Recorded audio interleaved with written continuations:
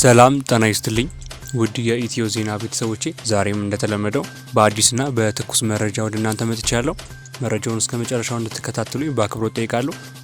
ቻናሉ ደግሞ አዲስ የሆናችሁ ሰብስክራይብ በማድረግ ቤተሰብ እንዲሆኑ በትህትና ጠይቃለሁ።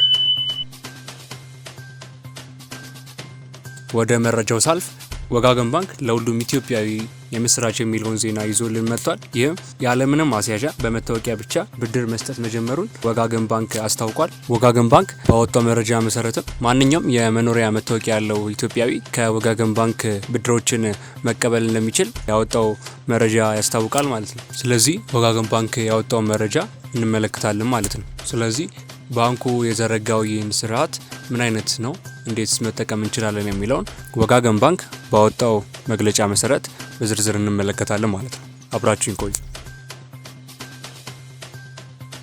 ስለዚህ ወጋገን ባንክ እንዳስታወቀ ከሆነ ለሁሉም ኢትዮጵያዊ ተደራሽ መሆን የሚችል ስርዓት መዘርጋቱን ባወጣው መረጃ በስፋት እየተነገረ ይገኛል ማለት ነው። ይህ መረጃ ለሁሉም ኢትዮጵያዊ የምስራች ነው ማለት ይቻላል። ምክንያቱም ማንኛውንም መያዣ ሳይጠይቅ በመኖሪያ መታወቂያ ብቻ ወጋገን ባንክ ብድር ማመቻቸት መጀመሩን አስታውቋል ማለት ነው። ይህንንም መግለጫ ያስታወቁት የወጋገን ባንክ የዲጂታል ባንኪንግ ኦፕሬተር ዳይሬክተር የሆኑት አቶ ንጋሲ ፍስሐ ናቸው።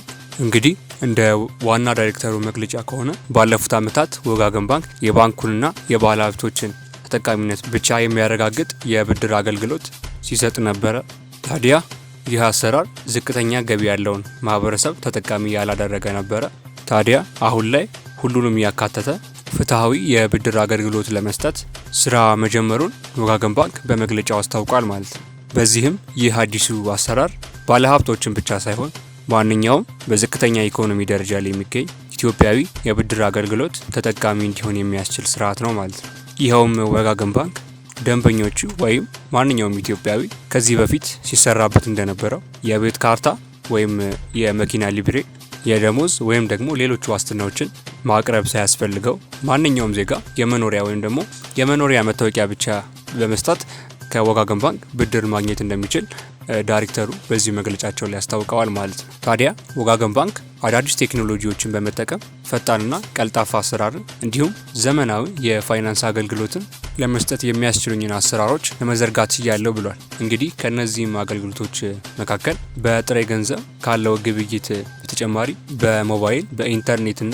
በካርድ ባንኪንግ እንዲሁም በሌሎች የዲጂታል ባንኪንግ አማራጮች ለደንበኞቼ አገልግሎቴን መስጠት እቀጥላለሁ ሲል ወጋገን ባንክ ባወጣው መረጃ ይህንንም አክሎ ገልጿል ማለት ነው። ታዲያ ወጋገን ባንክ ከሚሰጣቸው አገልግሎቶች መካከል የኢብርና የኤጀንሲ ባንኪንግ የተባሉ የሞባይል ዋሌት መተግበሪያዎች ይፋ አድርጎ ለሕዝቡ አገልግሎቱን መስጠት ጀምሯል።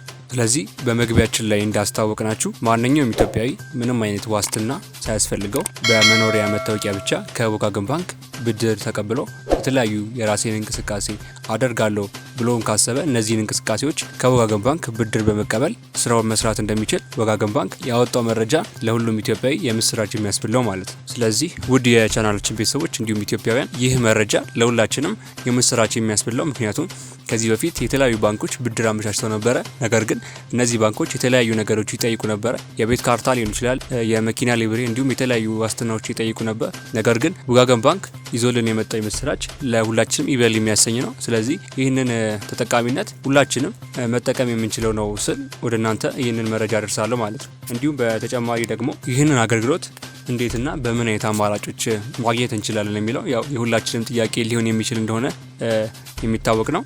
ስለዚህ ማንኛውም ኢትዮጵያዊ እንዴት ይህንን አገልግሎት መጠቀም እችላለሁ፣ እንዴትስ ይህንን ብድር ማግኘት እችላለሁ ብሎ ሊያስብ ይችላል። ይህንን መረጃ ደግሞ ከባንኩ የሚደርሰን መረጃ በሰፊው እንዲሁም በዝርዝር በቀጣይ ወደ እናንተ የምናደርስ ይሆናል። የዛሬ መረጃችን ግን ወጋገን ባንክ አዲስ ስርዓት መዘርጋቱን ለሁሉም ኢትዮጵያዊ በምስራች መልኩ አብስሯል ማለት ነው። ይህ ኢትዮ ዜና ዩቲዩብ ቻናላችን ነው። መረጃውን እስከ መጨረሻ ስለተከታተላችሁ እናመሰግናለን። ይህንን ቻናል ለብዙዎች እንዲዳረስ ሼር እንድታደርጉልን በአክብሮት እንጠይቃለን።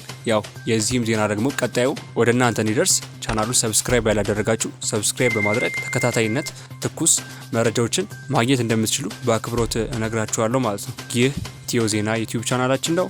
በዛሬው እዚህ ጋር አበቃን። በሌላ መረጃ እስከምንገናኝ ድረስ ሰላም ቆዩ።